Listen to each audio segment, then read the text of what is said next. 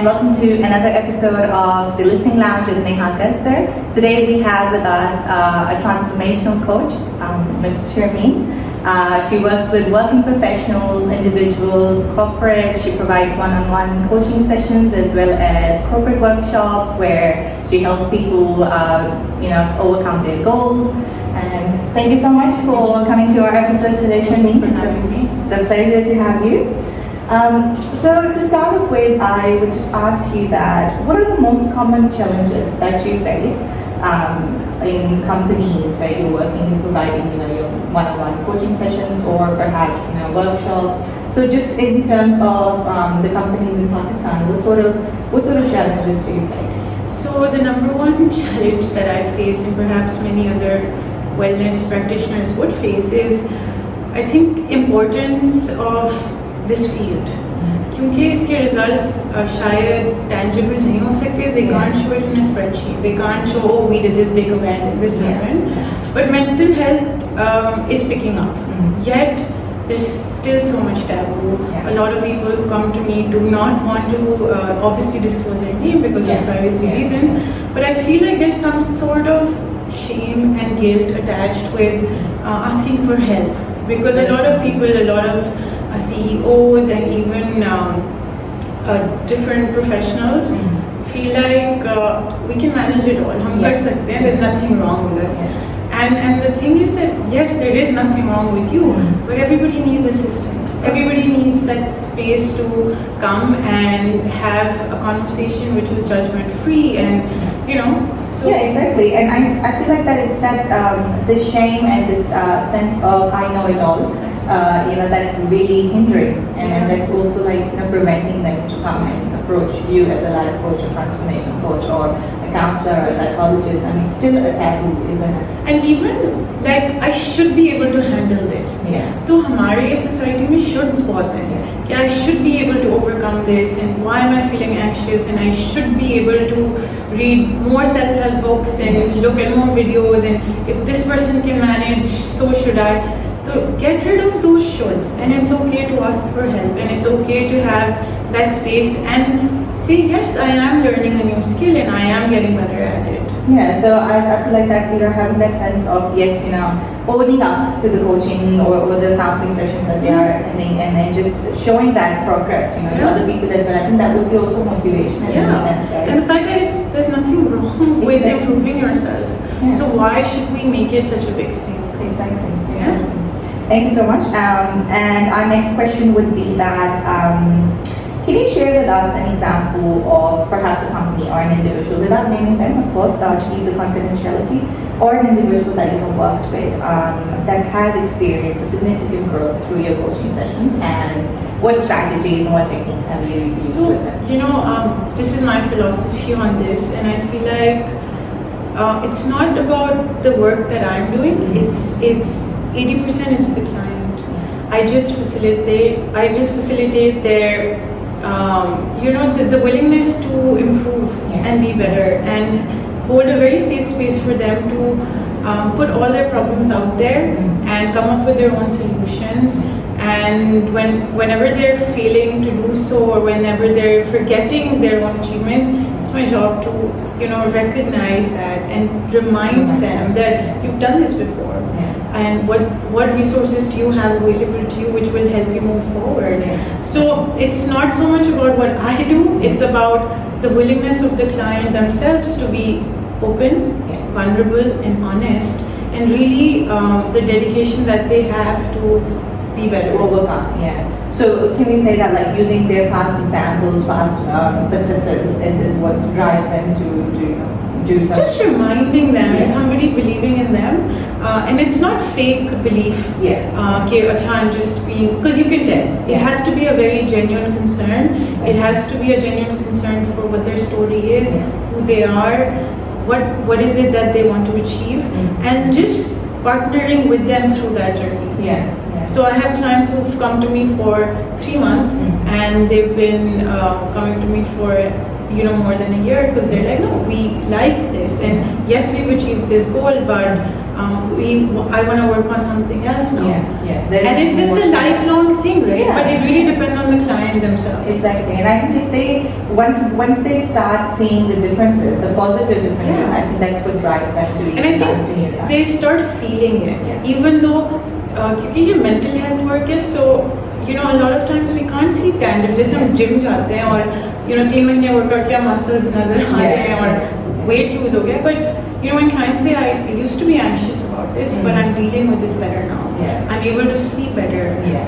I feel energetic. So it's very subjective. It's very something that they feel and something that only they can understand. And perhaps it doesn't make sense to anybody else but them. Exactly. And then, Sharmeen, if I ask you, because as a counselor as well, I've seen a lot of hesitation in consulting mental health practitioners, whether it's life coaches and psychologists, counselors. How do you think that we can overcome this phase where we normalize mental health for them, or seeking support, basically normalizing that they can seek support? It's okay. There's nothing wrong. You just need to improve on something, right? And we as professionals provide that strategies and support and facilitate that process. So, what do you think that what are some steps that we can take as mental health practitioners to overcome this hurdle that people are facing? I think it starts with the fact that yes, talk about it more and normalize it, because जब हम बात करते हैं तो हमें पता चलता है कि अच्छा यार, people are struggling with this too, and I tried this and this worked for me and that worked for you. जब तक हम honestly बात नहीं करेंगे ना अपने issues के बारे में और हम एक facade create करेंगे कि हमारा perception ऐसा है and I'm able to do this, जैसे LinkedIn पर होता है, but तो हम real authenticity या connection miss कर जाते हैं. तो I think starting off being honest, because even we as human beings have our struggles, and so starting off with admitting that we're human, admitting that we make mistakes, admitting that these are our issues, this is what we're working on, and it just starts with being authentic and having that honest conversation with yourself. About your struggles and about your achievements and how you overcame things also. Rather than being like, I know it all and I'm doing it all and everything's great. Definitely. I think talking about it and also accepting it, that look, I can be wrong, that there are things that I don't know, and I don't know everything. You can't possibly know everything, and then you need that support from 100%. People around you who can, facilitate that. So a lot of times when clients come to me with an expectation that this is therapy, I clear it with them that this is not therapy. If you are seeking for such and such things, I can refer you out. But I'm not here to like sell myself in my service basically in terms of I can fix it all. No, I'm not here to do that. I'm not here to provide you with solutions. You're going to find your own answers. And as wellness practitioners, we need to be honest about what we can do and what we can't do, and where we can't do, or let's say some clients not for us, so then we refer them out. Exactly, I think that's the most ethical practice to do, because again, as even as practitioners, we don't know everything. Right? We are still in the process of learning as well, right? So there are few, mental health illnesses that we do work in, and we are an expert in that. But then there are some which we are not. So it's good to just refer to someone else, who is an expert in that. And just talk about it, and don't hold that judgment or shame around it. Somebody came to you or things like that. Even in our conversations, not just us, but even people in general. वो therapy पे आ रहे होंगे, वो अपने आप पे काम करेंगे, and I think it's so brave to do that. It is very. So why do we shy away from talking about it? Very true. Just last question for you. How do you balance the need for, like for example, when you're working with corporate, right, when you're providing those workshops or training sessions, how do you balance the need for individual employee development with the overall goal of the organization? So it's all about money actually. So corporate and every firm is here to make money, and it has to make some business sense for them to do so. However, we also have to go over and beyond just survival and making profits, but actually seeing what really matters is, are our staff happy? If they're happy, then there are less grievances and less people leaving the firm, तो less turnover हो जाता है. ये चीज़ें थोड़े time में नजर आती है, राइट? अगर हम goals की बात करें तो देखिए everybody is here to improve and do well, and who doesn't want a good environment to work in? So it does benefit both parties, and I think as a coach, when I'm hired for corporates, my job is to have that clear communication that these are company goals. How do they benefit you, and have that alignment with the individual and the team and the corporate कि भाई how will this benefit each other? क्योंकि जब मेरा benefit हो रहा है तो company का भी होना चाहिए.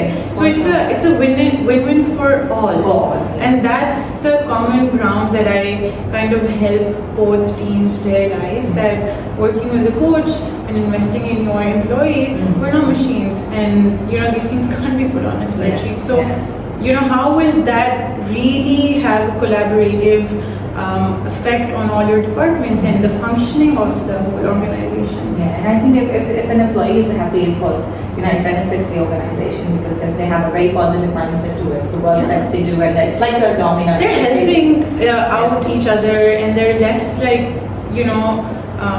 grievances that you have to deal with, less conflicts, and most of it is not even work related. It's this one spoke to me this way, and this one did this. So it's about how we say things that people get hurt for, rather than काम तो सब कर लेते हैं, काम तो सब सीख लेते हैं, but वो काम कैसे निकलवाना है और कितना efficiently निकलवाना है is really the और दूसरे के साथ relationship कैसे आपको build करनी है, because obviously आप कहीं पे भी काम कर रहे हैं, you work in a team, right? So how do you really benefit each other in the team, and how do you communicate to each other? That's and then overall, how does your day go at work, and how do you feel? Because if you feel good somewhere, you will put in more hours. But if you are like maybe बस 5 बजे मैं निकलूँ, तो फिर फायदा नहीं है. True.